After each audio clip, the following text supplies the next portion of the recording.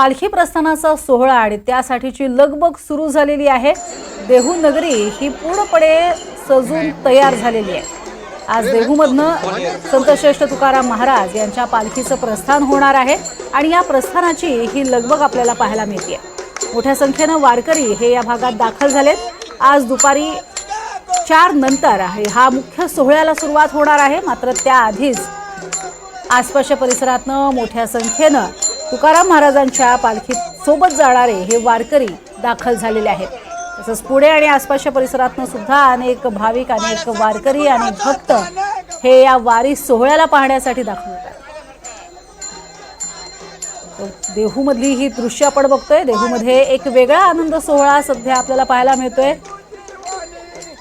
हे पोलीस कर्मचारी आहेत, वाहतूक पोलीस शाखेचे, आणि त्या महिला सुद्धा फुगडीचा आनंद घेताना आपल्याला पाहायला मिळतात। महिला पोलीस सुद्धा फुगडी खेळण्याचा आनंद घेतात। हा एकमेव असा सोहळा असतो ज्या सोहळ्यामध्ये पोलीस अगदी आनंदाने सहभागी होतात, कारण इथे कोणत्याही स्वरूपाचा ताण तणाव नसतो। एक वेगळा उत्साह आणि आनंदाचं वातावरणही असतं।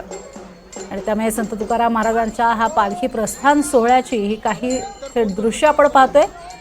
आनंदाचा सोहळा आणि अर्थातच या संपूर्ण परिसरामध्ये एक चैतन्यमय वातावरण निर्माण झालेलं।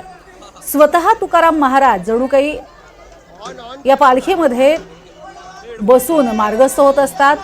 विठुरायाच्या भेटीसाठी, पंढरीनाथाच्या भेटीसाठी अशी मान्यता असल्यामुळे वारकऱ्यांचा उत्साह हा शिगेला पोहोचलेला असतो। तुर्तास बुलेटिनमध्ये वेळ झाली इथेच थांबायची। पाहत रहा NDTV मराठी।